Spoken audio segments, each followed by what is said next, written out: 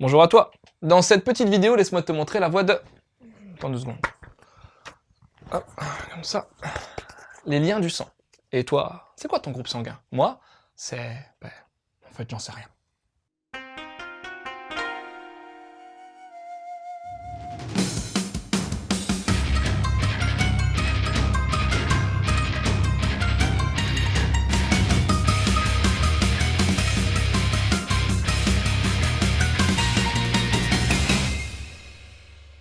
Nous voilà plongés dans le quotidien d'une famille on ne peut plus classique. Le père, salariman, souvent absent, la mère au foyer, l'ado en proie à ses premiers émois amoureux, le tout dans une petite maison de province.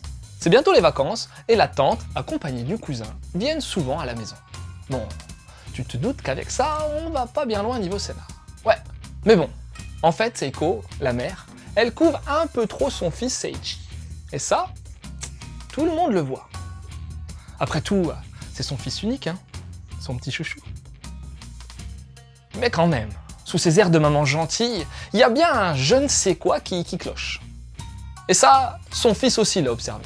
Mais il sait pas trop non plus ce qu'il en est, et il devient furax s'il entend du mal au sujet de sa maman, qu'il traite encore comme s'il était un bébé. Tais-toi. Qu'est-ce qui se trame dans la tête de Seiko? Et pourquoi cette obsession avec ce lointain souvenir d'un chat mort écrasé?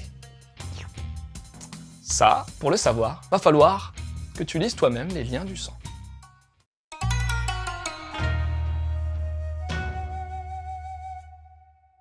Direct, on est frappé par la couverture du manga style aquarelle, qui nous donne à voir une photo de famille tout droit sortie d'un album de souvenirs, tout à fait en raccord avec l'ambiance.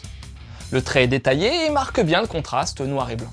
L'auteur utilise pas mal les ombrages, ou des sortes d'aplats réalisés avec des traits ou des hachures, ce qui donne une touche plutôt brute et comme dessinée sur le vif. Les décors sont présents, sans être trop fournis, juste ce qu'il faut pour bien caser l'action. Le design des persos est bien abouti, laissant transpirer un peu de leur caractère, histoire qu'on identifie bien à qui on a affaire. Les regards sont très travaillés, comme par exemple durant les scènes d'angoisse. Enfin, en même temps, t'as l'impression d'être tout le temps sur le qui-vive, même pour une scène anodine. Le Nemu est plutôt rectiligne, utilise les doubles pages pour les moments clés, pas forcément des scènes d'action d'ailleurs. Les cadrages sont bien pensés pour maintenir une sorte de pression tout le long, avec des plans serrés sur certaines parties ou des contre-plongées par exemple. C'est Kiun qui édite ce titre de belle qualité avec un papier épais, que ce soit pour la couverture ou les pages intérieures. On a droit aussi à plusieurs pages couleurs sur papier glacé, les onojabs sont conservées et traduites, bref, du bon boulot.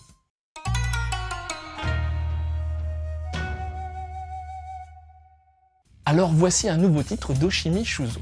Tu peux d'ailleurs retrouver déjà des mangados sur ses précédentes séries comme Happiness ou Les Fleurs du Mal. T'as vu le placement de produit?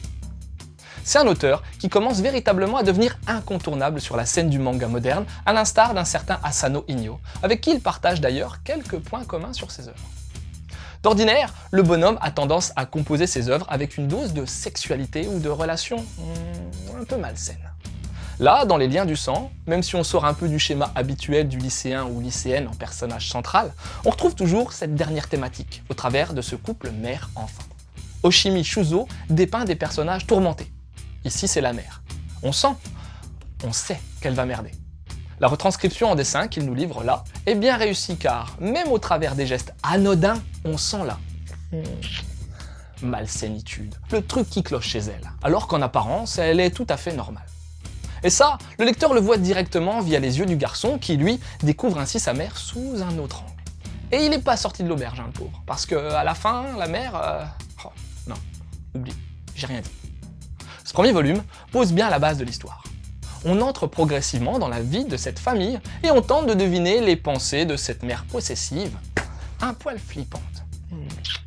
On se demande également comment va évoluer l'adolescent qui, pour le moment, reste plutôt spectateur dans l'histoire. La couverture et les premières pages rendent un joli effet aquarelle, mais on sent vite le décalage qu'il va y avoir quand, au bout de quelques cases, on découvre le jeune garçon caressant un chat mort. Certains seront peut-être d'ailleurs pas attirés par la couverture montrant une mère et un bébé, mais ce serait une erreur de s'arrêter à ça. Alors, fan d'Oshimi Shuzo, ou d'histoire avec une intrigue qui te tient en haleine, tu peux y aller sans crainte. Sinon, en rapport avec les liens du sang, je te dirais bien d'aller voir Les Fleurs du Mal du même auteur, où un lycéen se retrouve prisonnier d'un chantage opéré par une fille de sa classe à l'esprit plutôt glauque. Monster de maître Urasawa Naoki pour le côté thriller et le monstre en question, Johan, qui possède, malgré ses airs angéliques, un côté très malsain également. Kakushigoto est un seinen, mais pas du tout dans la même ambiance, qui traite cette fois d'un papa poule avec sa fille qui lui cache un terrible secret. Il est mangaka. Ta-ta-ta. Voilà, c'était Loud et son fils. J'espère que cette petite chronique t'aura donné envie de lire Les Liens du Sang. Je te laisse et continue de suivre la voie du manga. Toi et moi, on va bien s'amuser. Viens, suis-moi.